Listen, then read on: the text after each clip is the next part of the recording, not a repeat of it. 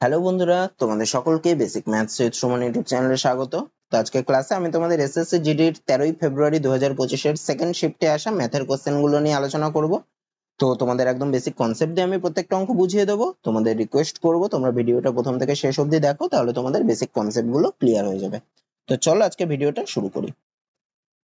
আচ্ছা, কি বলছে দেখো, 0.07 মিটার ব্যাসার্ধ বিশিষ্ট একটি নিরেট অর্ধগোলকের সমগ্রতলের ক্ষেত্রফল কত?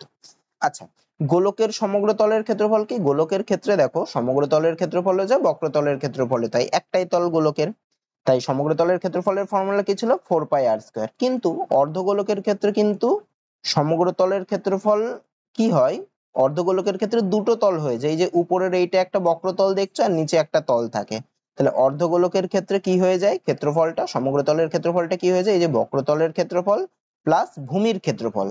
তাহলে বক্রতলের ক্ষেত্রফল কত হবে? গোলকের বক্রতলের ক্ষেত্রফল সমগ্রতলের ক্ষেত্রফল সেম 4πr²। তো অর্ধগোলকের বক্রতল ব্যাকাতলটা কি ওর অর্ধেকটা, মানে 2πr², প্লাস এর সাথে কি হবে ভূমির ক্ষেত্রফলটা। ভূমির ক্ষেত্রফল কি? ভূমিটা হচ্ছে বৃত্ত, তাহলে ভূমির ক্ষেত্রফল হচ্ছে πr², বৃত্তের ক্ষেত্রফল। তাহলে অর্ধগোলকের সমগ্রতলের ক্ষেত্রফল কি হবে? 2πr² প্লাস πr², মানে কত? 3πr²। আচ্ছা, ব্যাসার্ধ বলে দিয়েছে, মানে আর এর মান বলে দিয়েছে কত? 0.07 মিটার। আচ্ছা, আমার উত্তরের অপশন গুলো দেখো সব সেমিতে রয়েছে, তাহলে আমি মিটারটাকে কিসে নেবো? সেমিতে নেবো। তো 0.07 মিটার থেকে সেমিতে নিতে গেলে আমাকে কি করতে হবে? 100 দিয়ে গুণ করতে হয়। তাহলে 100 দিয়ে গুণ করলে কি পয়েন্ট দুঘর ডান পাশে চলে যাবে, মানে 7 হবে, বা পয়েন্ট তুলেও দিতে পারো। তাহলে কত হবে? 7 সেমি। আচ্ছা, তাহলে সমগ্রতলের ক্ষেত্রফল কত? ফর্মুলা হচ্ছে 3πr²। তার মানে 3 ইন্টু পাই, পায়ের মান দেখো দিয়ে দিয়েছে 22/7, 22/7 ইন্টু r², মানে 7 গুণ 7 এত বর্গ সেমি।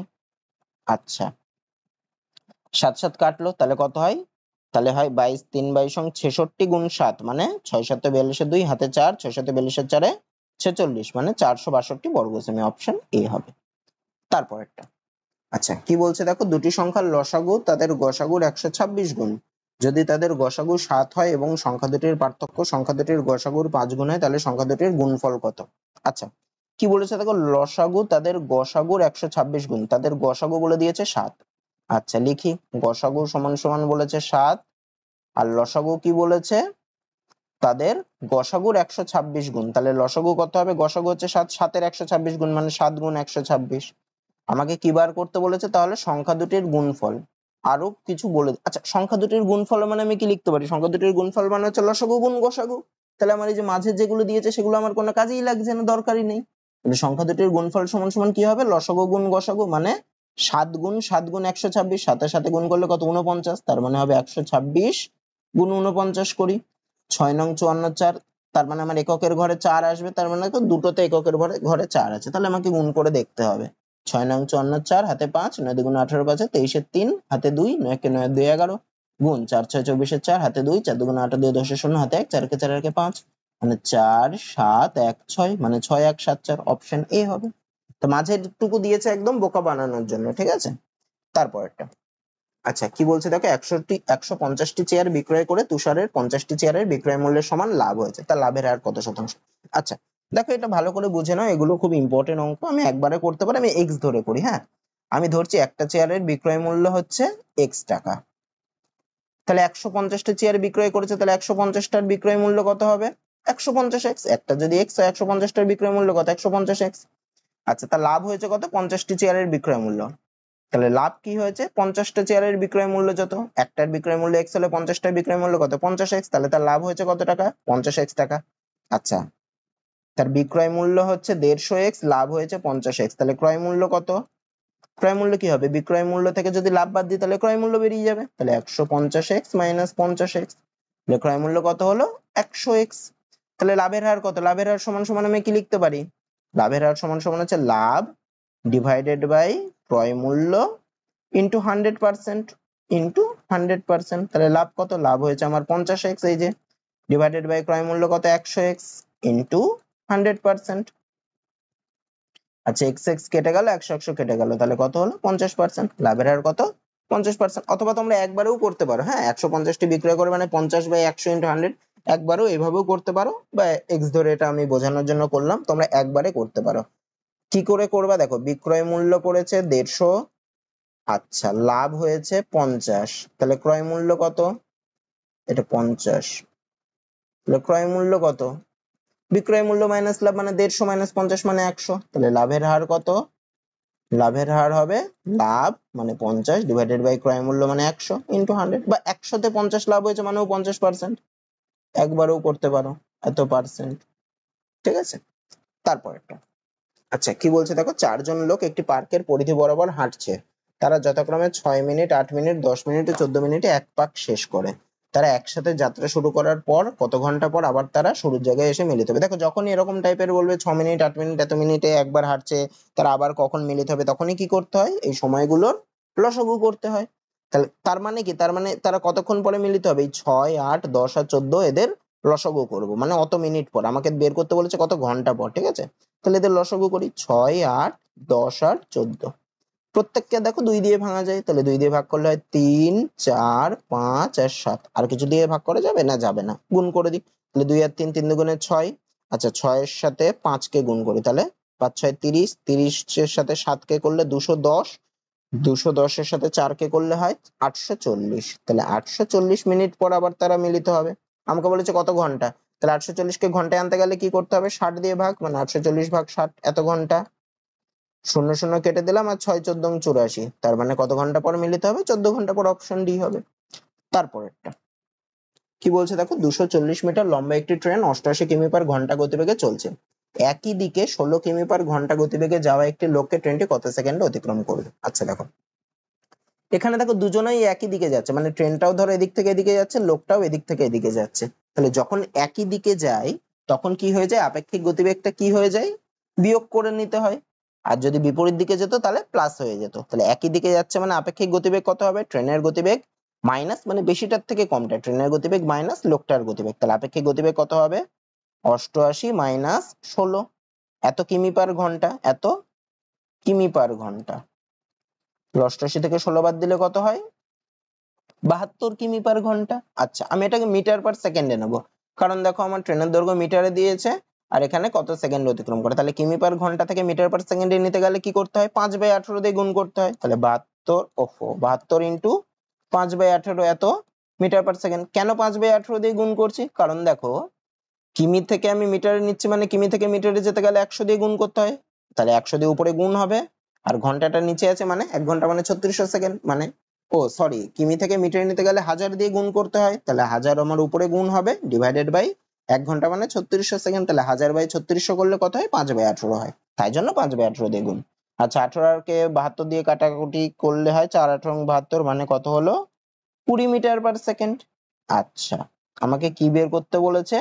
লোককে ট্রেনটি কত সেকেন্ডে অতিক্রম করবে। তাহলে ট্রেন অতিক্রম করবে মানে ট্রেনটা লোকটাকে অতিক্রম করবে, মানে ট্রেনটা নিজের দৈর্ঘ্য যাওয়া। যদি প্ল্যাটফর্মকে অতিক্রম করতে তাহলে প্ল্যাটফর্মের তো অনেক বড় দৈর্ঘ্য আছে, তখন প্ল্যাটফর্মের দৈর্ঘ্য আর ট্রেনের দৈর্ঘ্যটা অ্যাড হয়ে যেত, কিন্তু এখানে ট্রেনকে অতিক্রম, এই লোকটাকে অতিক্রম করা অথবা কোনো পোলকে বা খুঁটিকে অতিক্রম করা, সেগুলো মানেই হচ্ছে নিজের দৈর্ঘ্য অতিক্রম করা।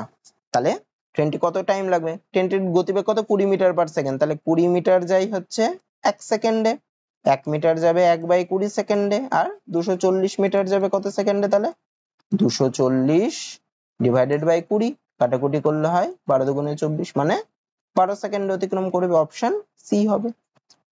তারপরটা আচ্ছা কি বলছে দেখো, এ বি ও সি পৃথকভাবে একটি কাজ যথাক্রমে 5, 8 ও 6 দিনে করতে পারে। যদি তারা একসাথে কাজ করে এবং সমগ্র কাজের জন্য তারা 22,774 টাকা পেয়ে থাকে, তাহলে বি ও সি এর পাওয়া টাকার পার্থক্য কত? আচ্ছা দেখো তারা একটি কাজ যথাক্রমে 5, 8 ও 6 দিনে করতে পারে, মানে এর লাগে হচ্ছে 5 দিন, বিল লাগে হচ্ছে 8 দিন, আর সিল লাগে হচ্ছে 6 দিন। মানে কে সব থেকে ভালো কাজ করে, তাড়াতাড়ি কাজ করে? এ সব থেকে তাড়াতাড়ি কাজ করে, তারপরে কে? তারপরে হচ্ছে সি, আর সব থেকে খারাপ কাজ করে মানে সব থেকে বেশি টাইম ধরে কাজ করেছে। দেখো এবার তারা একসাথে কাজ করে এবং সমগ্র কাজের জন্য তারা 22,774 টাকা পায়। তাহলে এক্ষেত্রে এই টাকাটা ভাগ হবে কি হিসাবে? তাদের কাজের দিনের অনুপাতে কি ভাগ হবে? না, তাদের কর্মদক্ষতার অনুপাতে ভাগ হবে। তাহলে কর্মদক্ষতা মানে কে কত ভালো কাজ করে, তাহলে কর্মদক্ষতার সাথে সময়ের কি সম্পর্ক হবে? ব্যস্ত সম্পর্ক। যার সময় যত বেশি লাগছে তার কর্মদক্ষতা তত কম, আর যার সময় যত কম লাগছে তার কর্মদক্ষতা তত বেশি। তাহলে এ বি আর সি এর কর্মদক্ষতার অনুপাতটা কি হবে? A/B/C এর যদি আমি কর্মদক্ষতার অনুপাত বের করি, সেটা কি হবে? এদের সাথে ব্যস্ত সম্পর্ক, মানে 1/5, ব্যস্ত হলে কি হয়? 1/5 1/8 1/6, মানে এই তাদের কর্মদক্ষতা যা সেই অনুপাতেই কিন্তু তাদের টাকাটা বন্টিত হবে তাদের মধ্যে। তাহলে তাদের কর্মদক্ষতার অনুপাত অথবা তাদের টাকা বন্টিত হওয়ার অনুপাত কিন্তু এইটা। যদি সবগুলো নিচে থাকে এরকম করে আমরা কি করতে পারি, নিচের গুলো লসাগু করে করতে পারি অথবা অনেক রকম করেই করতে পারি। এখানে 5 রয়েছে মানে এর উপরে 8 গুণ 6 হবে, এরকম করেও আমরা করতে পারি। তাই আমি লসাগু করে করি। লসাগু কত হয়, 5 8 আর 6 লসাগু হয় 120। তাহলে 5 কে 24 দিয়ে গুণ করলে হয়, ইস্টু 8 কে 15 দিয়ে গুণ করলে 120 হয়, ইস্টু 6 কে 20 দিয়ে গুণ করলে। এবার নিচেরটাকে আমি হটিয়ে দেবো। তাহলে আমার অনুপাত কত বেরোলো, 24:15:20। আচ্ছা, তাহলে কত টাকা বন্টিত হয়েছে, 22,774 টাকা। আর এখানে অনুপাতটা কত টাকা বন্টিত হওয়ার, তাদের টোটাল অনুপাতটা কত, 24 আর 15 39 আর 20 59। তার মানে এই 59 অনুপাতটা কার সাথে সমান, 22,774 এর সাথে সমান। আমাকে কি বার করতে বলেছে, বি ও সি এর পাওয়া টাকার পার্থক্য কত। বি কত পাচ্ছে, তাহলে এখানে দেখো 15, সি কত পাচ্ছে 20, তাহলে এদের পার্থক্য কত, 20 - 15 মানে 5। তাহলে 59টা কার সমান, 22,774 এর সমান। তাহলে 1 কার সমান হবে, 22,774/59। তাহলে 5 কার সমান হবে, 5 গুণ করে দিতে হবে মানে এটা ইন্টু 5। আচ্ছা, 59 দিয়ে যদি আমি ভাগ করি, ওটাকে রাফে আমি ভাগ করছি, হ্যাঁ, 59 দিয়ে 2 2 7 7 4 কে প্রথমে দেখো কতবার যাবে, 3 বার যাবে। তাহলে 3 বার দিলে হয় 3 নং 27 7 হাতে 2, 3 5 15 দিয়ে 17, মানে কত থাকছে 0 5 আর 7। এরপরে কত দেখো 8 বার যাবে, 8 বার দিলে কত হয়, 8 নং 72 2 হাতে 7, 5 8 40 এর সাথে 47, তাহলে কত থাকছে 5 3 আর 4। এবার দেখো 6 বার যাবে, 6 দিয়ে গুণ করলে দেখো 354 হয়। তাহলে কত কাটাকুটি করলে 386, মানে এটা আর এটা কাটলে হয় 386, মানে কত হবে 386 গুণ 5 করলে কত, 5 6 30 শূন্য, হাতে 3, 5 8 40 আর 3 43 3, হাতে 4, 3 5 15 4 19, মানে 1930 টাকা অপশনে। তারপর আচ্ছা কি বলছে দেখো, স্রোতের গতিবেগ 9 কিমি পার ঘন্টা। একটি নৌকা স্রোতের অনুকূলে 28 কিমি ও স্রোতের প্রতিকূলে 20 কিমি, মোট 8 ঘন্টায় যায়। মানে অনুকূলে 28 কিমি যাচ্ছে আর প্রতিকূলে 20 কিমি মিলিয়ে মোট টাইম লাগছে হচ্ছে 8 ঘন্টা। তাহলে স্থির জলে নৌকার গতিবেগ কত কিমি পার ঘন্টা। দেখো এটা অপশন ধরেও আমি করতে পারি, আর এমনি পাতেই যে নিয়ম সেই নিয়মেও আমি করতে পারি, একদম বেসিক নিয়ম। তো প্রথমে আমি বেসিক নিয়মে করে দেখাই, তারপরে অপশন ধরে করে দেখাই। আচ্ছা একটা জিনিস খেয়াল করো, স্রোতের গতিবেগ বলেছে 9 কিমি পার ঘন্টা। নৌকার গতিবেগ সবসময় কিন্তু স্রোতের গতিবেগের থেকে বেশি হবে, তাই না? তা এখানে দেখো, তাহলে নৌকার গতিবেগ স্রোতের গতিবেগ যদি 9 কিমি পার ঘন্টা হয়, তা নৌকার গতিবেগ কোনোদিন নিশ্চয়ই 6 কিমি পার ঘন্টা হবে না। তাহলে এটা চলে গেল। নৌকার গতিবেগ নিশ্চয়ই 9 কিমিও হবে না, কারণ এরও 9 কিমি, কারণ প্রতিকূলে তাহলে 9 - 9 মানে 0 কিমি হয়ে যাবে, তাহলে এটাও হবে না। ঠিক আছে, তাহলে 14 আর 12 এর মধ্যে কোনো একটা হবে। তা আমি আগে এমনি এক্স ধরে করে তারপরে তোমাদের অপশন ধরে করে বলে দিচ্ছি কি করে তাড়াতাড়ি করা যায়। আচ্ছা, আমি ধরছি যে নৌকার গতিবেগ হচ্ছে এক্স কিমি পার ঘন্টা, এক্স কিমি পার ঘন্টা, আর স্রোতের গতিবেগ কত, 9 কিমি পার ঘন্টা। তাহলে দেখো স্রোতের অনুকূলে যখন যাবে, তখন স্রোতের অনুকূলে যাওয়ার সময় কি হবে, নৌকার গতিবেগ আর স্রোতের গতিবেগ অ্যাড হয়ে যাবে। আর যখন প্রতিকূলে যাবে তখন নৌকার গতিবেগের থেকে স্রোতের গতিবেগটা মাইনাস হয়ে যায়।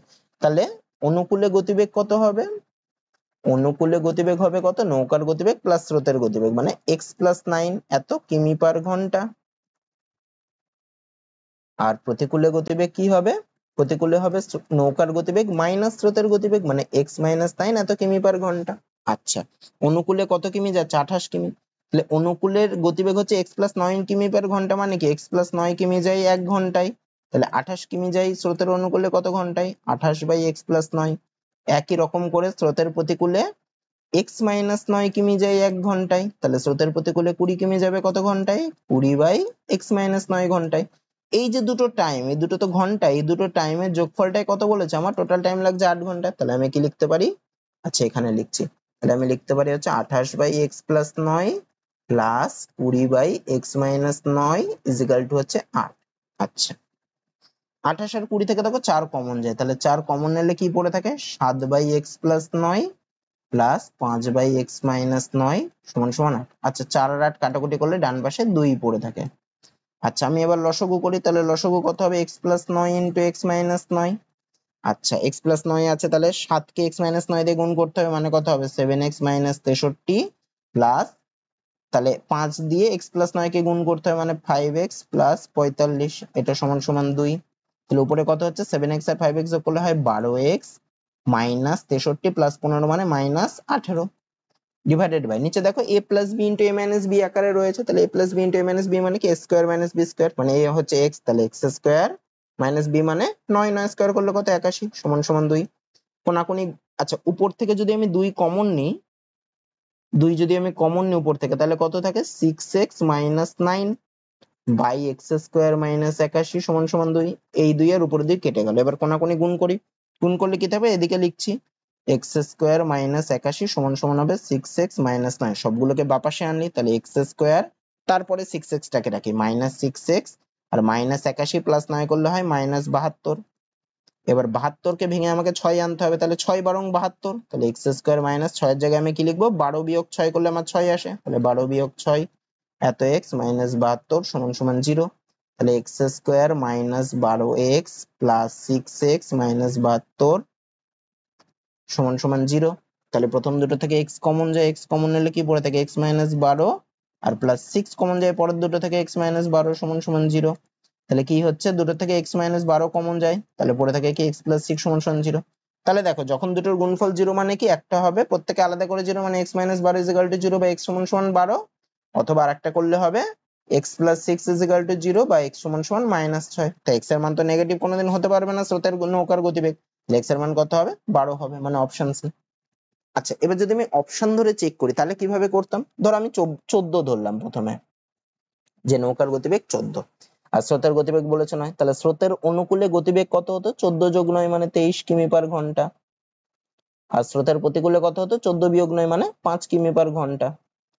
তাহলে 28 কিমি যেতে কত টাইম লাগতো, স্রোতের অনুকূলে 23 কিমি যাচ্ছে 1 ঘন্টায়, তাহলে 28 কিমি যেতে কত, 28 বাই 23 ঘন্টায়, প্লাস আর স্রোতের প্রতিকূলে 5 কিমি যে 1 ঘন্টায়, তাহলে 20 কিমি যেতে কত টাইম লাগতো, 20 বাই 5 মানে কাটাকুটি করলে হয় 4। তাহলে টোটাল টাইম কত লাগছে, 4 যোগ এইটা, এটা 1 পয়েন্ট সামথিং কিছু হবে, 1 পয়েন্ট সামথিং, আর এটা হচ্ছে 4, তাহলে 4 আর 1 পয়েন্ট সামথিং যোগ করলে কত 5 পয়েন্ট সামথিং, তাহলে 14 হবে না। এবার আমি 12 বসিয়ে দেখি, তাহলে যদি নৌকার গতিবেগ যদি 12 হতো, তাহলে স্রোতের গতিবেগ 9, তাহলে স্রোতের অনুকূলে গতিবেগ কত হতো, 12 যোগ 9 মানে 21 কিমি পার ঘন্টা, আর প্রতিকূলে গতিবেগ কত হতো, 12 মাইনাস 9 মানে 3 কিমি পার ঘন্টা।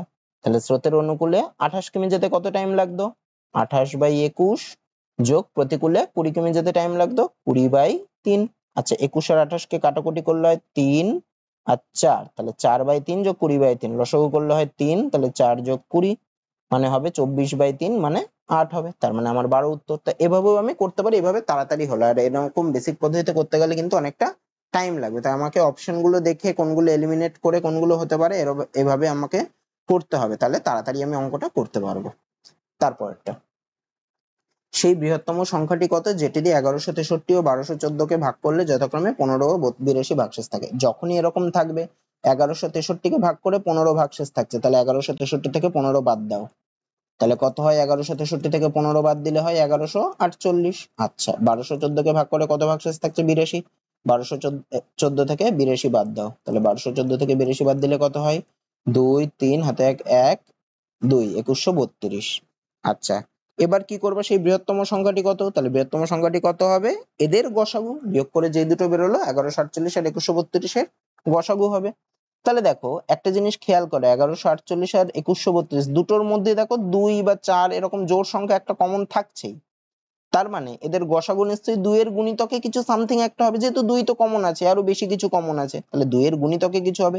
এবার যদি একটু অপশন গুলোকে খেয়াল করো, তাহলে 2 এর গুণিতকে খালি একটা সংখ্যাই পাবে 164, তাহলে আমার 164 রাইট অ্যান্সার হবে, বাকিগুলো হতে পারে না কারণ এগুলো তো 2 এর গুণিতকই না।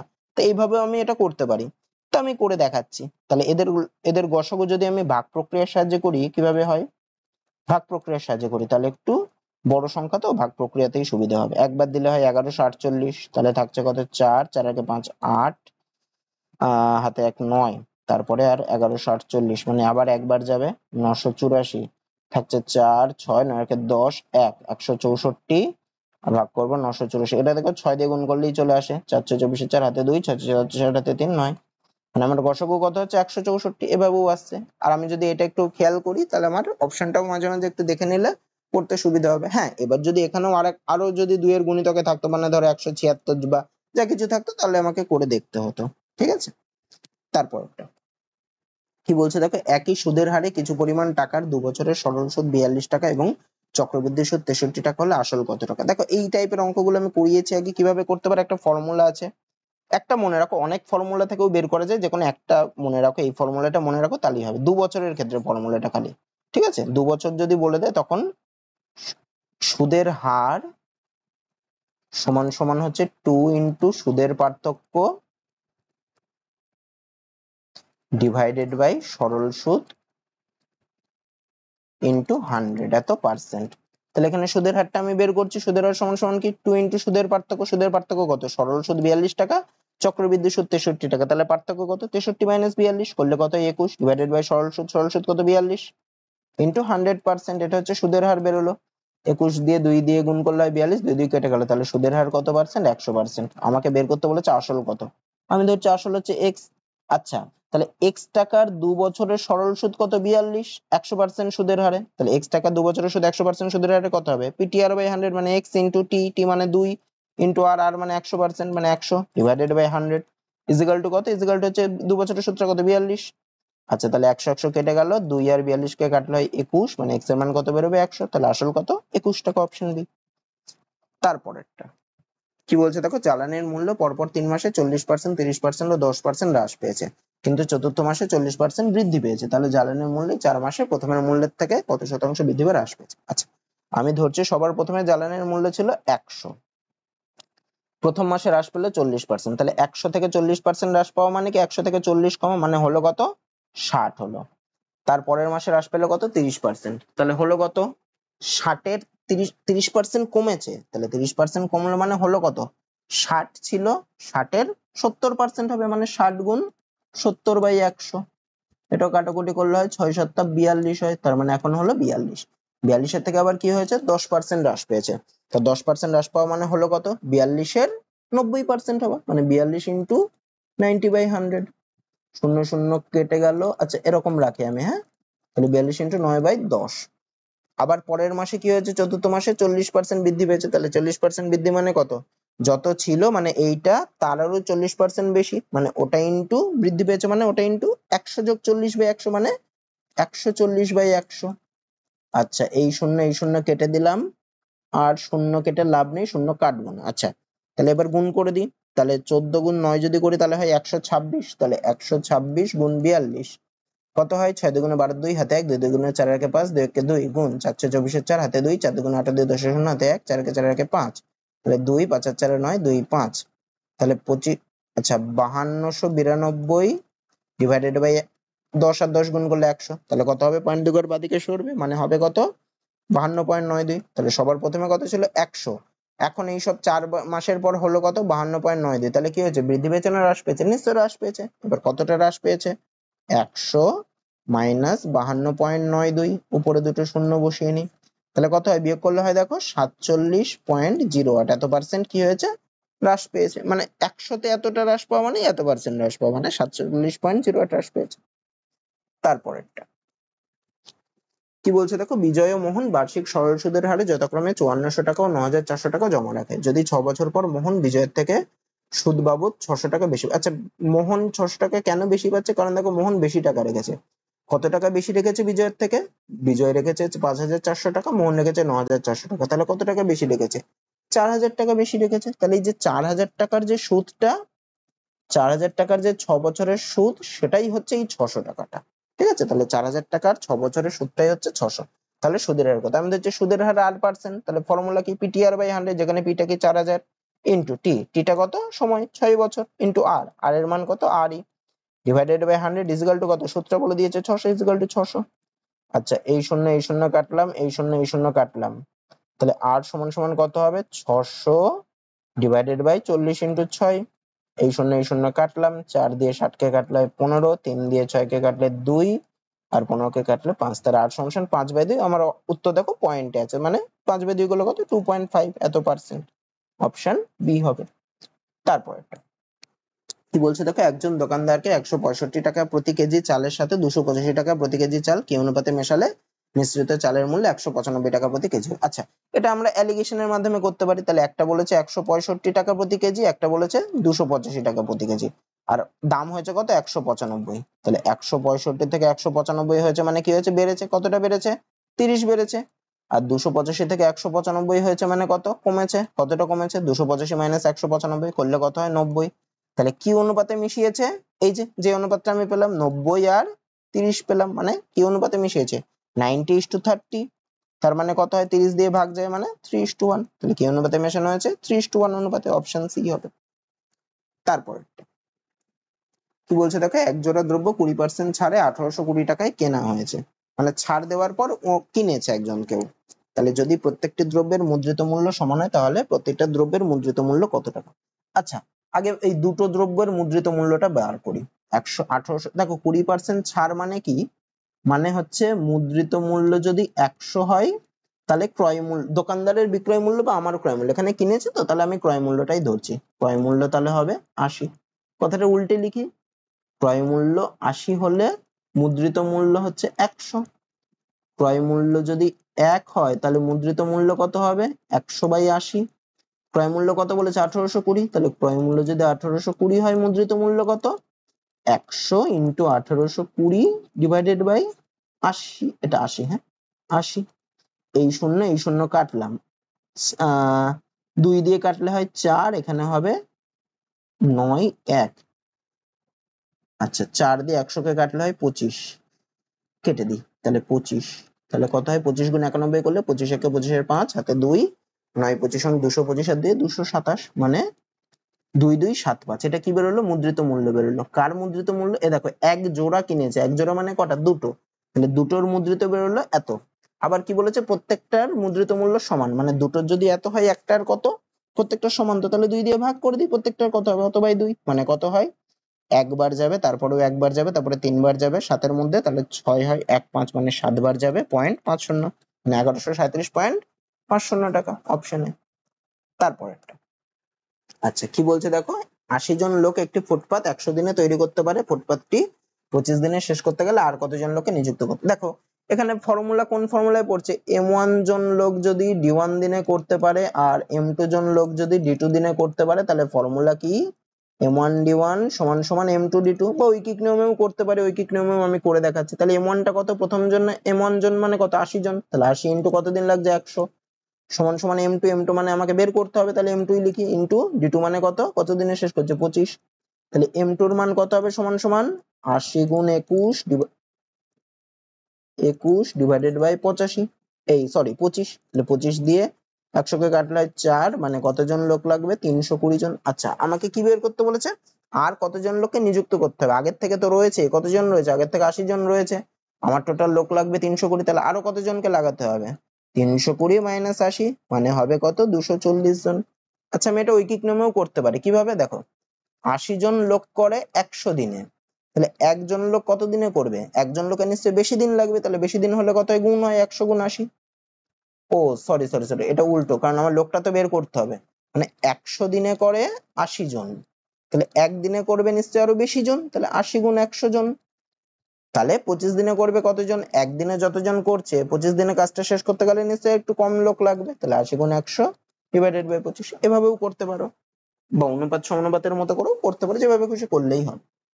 তারপরটা, আচ্ছা কি বলছে দেখো, আনোয়ার অমিত গোপালের গড় ওজন 46 কেজি। যদি আনোয়ার ও অমিতের গড় ওজন 39 কেজি এবং অমৃত ও গোপালের গড় ওজন 44 কেজি হয়, তাহলে অমিতের ওজন কত? আচ্ছা কি বলছে দেখো, আনোয়ার অমিত গোপালের গড় ওজন 46 কেজি। তাহলে আনোয়ার অমিত গোপালের সমষ্টি কত হবে? আনোয়ার প্লাস অমিত প্লাস গোপাল, এদের তিনজনের ওজনের সমষ্টি তাহলে কত? গড় ওজন যদি 46 হয়, তিনজনের সমষ্টি কত? 46 × 3 করলে কত হবে? করলে হবে 138 কেজি। আচ্ছা, আর কি বলেছে দেখো, আনোয়ার ও অমিতের গড় ওজন 39, মানে আনোয়ার প্লাস অমিত, এদের দুজনের ওজনের তাহলে সমষ্টি কত হবে? দুজনের গড় 39 হলে দুজনের সমষ্টি কত? 39 × 2, মানে কত? 78। আচ্ছা দেখো, আনোয়ার অমিত আর গোপালের থেকে যদি আমি আনোয়ার আর অমিতের ওজনটা বাদ দিয়ে দিই ওদের তিনজনের ওজন থেকে, তাহলে কার ওজন পড়ে থাকে? তাহলে গোপালের ওজন পড়ে থাকে। তাহলে গোপালের ওজন কত হবে? এদের তিনজনের সমষ্টি থেকে দুজনেরটা বাদ দিয়ে দিই, মানে 138 মাইনাস 78 করলে কত হয়? করলে হয় 60 কেজি। আচ্ছা, আবার কি বলেছে দেখো, অমৃত ও গোপালের ওজন 44 কেজি, ও গড় ওজন। তাহলে অমৃত, অমৃত তো না, অমিত, আচ্ছা যাই হোক, এখানে ভুল লেখা হয়ে গেছে, অমিত হবে এটা, হ্যাঁ।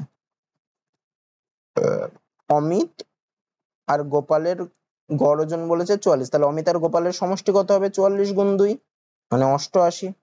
তাহলে এই অমিত আর গোপালের থেকে আমি যদি গোপালের ওজনটা বাদ দিয়ে দিই তবে আমার অমিতের ওজনটা পেয়ে যাবো। তাহলে গোপালের ওজন কত? দুজনের ওজন হচ্ছে 88, তার মধ্যে গোপালের হচ্ছে 60, তাহলে 88 থেকে আমি যদি 60 বাদ দিয়ে দিই তবে আমার কার ওজন পড়ে থাকবে? অমিতের ওজন পড়ে থাকবে। তাহলে অমিতের ওজন কত হবে? 88 - 60 মানে 28 কেজি। অপশন বি হবে। তারপরেরটা কি বলছে দেখো, একজন দোকানদার একটি দ্রব্য 500 টাকায় কিনেছে, দ্রব্যটি কত দামে বিক্রি করলে তার 24% লাভ হবে? আচ্ছা, ক্রয় মূল্য 500, কত দামে বিক্রি করলে তার মানে 24% লাভে? বিক্রয় মূল্য মানে কত হবে? 500 ইন্টু ক্রয় মূল্যের থেকে আরো 24% বেশি মানে 124/100। 100 আর 500 কে কাটলে 5, 5 আর 124 গুণ করলে কত হয়? 620 হবে, মানে অপশন ডি হবে 600। তারপরেরটা কি বলছে দেখো, এত এত এত দ্বারা বিভাজ্য ক্ষুদ্রতম স্বাভাবিক সংখ্যাটি কত? যখনই বলবে এত এত এত দ্বারা বিভাজ্য মানেই কি করতে হবে? আমাকে ওদের লসাগু করতে হবে। তাহলে 5, 10, 49 আর 28 এর লসাগু করব। 5 দিয়ে প্রথমে ভাগ দিই, তাহলে 1, 2 ওগুলো যায় না, যা আছে তাই বসিয়ে দিই। এবার যদি আমি 7 দিয়ে ভাগ করি তাহলে কত হয়? 1, 2, 7, 49, 428। আবার দেখো 2 দিয়ে ভাগ করা যাবে, তাহলে 1, 1, 7 আর 2, আর কিছুতেই যাবে না। তাহলে 5 7 35, 35 দুগুণে 70, 70 গুণ 7, 7 7 49 মানে 490, 490 গুণ 2 করলে হয় 980। তাহলে এত দ্বারা বিভাজ্য ক্ষুদ্রতম স্বাভাবিক সংখ্যাটি কত হবে? 980 হবে, অপশন ডি। তারপরেরটা কি বলছে দেখো, একজন ব্যক্তির বেতন 42,000 টাকা থেকে বৃদ্ধি পেয়ে 57,000 টাকা হলো, তার বেতন শতকরা কত শতাংশ বৃদ্ধি পেলো? আচ্ছা, ছিল 42,000 হলো 57,000, তাহলে বৃদ্ধি পেলো কত? বৃদ্ধি সমান সমান হবে কত? 57,000 মাইনাস 42,000 মানে 15,000। তাহলে বৃদ্ধির হার কত? তাহলে বৃদ্ধির হার সমান সমান যত টাকা বেড়েছে ডিভাইডেড বাই যত ছিল, মানে 15,000 ডিভাইডেড বাই আগে যত ছিল মানে 42,000। এখন যত হয়েছে তত না, আগে যত ছিল তার মধ্যে বৃদ্ধিটা বের করতে হবে। 42,000 এত পার্সেন্ট মানে ইন্টু 100%। আচ্ছা, এই 3টে শূন্য এই 3টে শূন্য কাটা যায়। 15 আর 42 কে 3 দিয়ে কাটলে হয় 5, এখানে হবে 3 14 42। আচ্ছা, যদি আমি 2 দিয়ে কাটি তাহলে 7, এখানে হবে 50। তাহলে 250/7। এটাকে যদি আমি পয়েন্টে নিই, উত্তর আমার পয়েন্টে আছে, তাহলে 3 7 21, 4 0 মানে 5 7 35, 5। আচ্ছা, 35 দিয়ে দেখো আমার একটা অপশন আছে, মানে পয়েন্ট নিলে আবার শূন্য 7 বার যাবে, 49, মানে 35.7 যে অপশনটা আছে সেটাই হবে। তারপরেরটা আচ্ছা দেখো, 4, 12, 20 চতুর্থ সমানুপাতি। দেখো চতুর্থ সমানুপাতি মানে কি? মানে প্রথমটা আর দ্বিতীয়টার যা অনুপাত তৃতীয় আর চতুর্থের অনুপাত সেম হবে, মানে 4:12 এদের যে অনুপাত হবে 20-র সাথে অন্যটার অনুপাত তাই। দেখো 4 কে 3 দিয়ে গুণ করলে 12 হয়, তার মানে 20 কেও 3 দিয়ে গুণ করতে হবে চতুর্থ সমানুপাতি পেতে গেলে। তাহলে চতুর্থটা কত হবে? 20 গুণ 3 মানে 60 হবে। এইভাবে করতে পারো একটা, অথবা কি করতে পারো, আমি ধরছি চতুর্থ সমানুপাতিটা হচ্ছে x, তার মানে কি? তাহলে প্রথমটা বাই দ্বিতীয়টা 4/12 সমান সমান হবে তৃতীয়টা বাই চতুর্থটা মানে 20/x। এখানে 4 আর 12 কাটাকুটি করলে হয় 3, তাহলে কোনাকুনি গুণ করে দিয়ে x এর মান 60। এভাবেও করতে পারো, যেভাবে খুশি করলেই হবে। তারপরেরটা কি বলছে দেখো, ঋষির কাছে 1612 টাকা আছে, সেই টাকা তার দুই ছেলে শান এবং পীযূষের মধ্যে বার্ষিক 8% চক্রবৃদ্ধি সুদের হারে এমন ভাবে জমা রাখে যে শান এবং পীযূষ যথাক্রমে 19 এবং 20 বছর পর সমপরিমাণ অর্থ পাবে। ঋষি শানকে কত টাকা দেবে? দেখো এই অঙ্ক প্রত্যেকটা শিফটে কিন্তু এই অঙ্ক বা এই প্যাটার্নের অঙ্ক কিন্তু এসছে প্রত্যেকটা শিফটে জিডির। আচ্ছা, তাহলে যখন এরকম বলবে দেখো যে এদের 19 এবং 20 বছর পর সমপরিমাণ অর্থ পাবে, তার মানে হচ্ছে এদের সময়ের পার্থক্যটা কত? 1। যদি সময়ের পার্থক্য 1 বলে তার মানে যার টাকাটা কম বছর খাটছে তার নামে সে নিশ্চয়ই বেশি টাকা রেখেছে, তার জন্য কম কম বছর খেটেও ওর টাকা অন্য টাকার সমান হচ্ছে।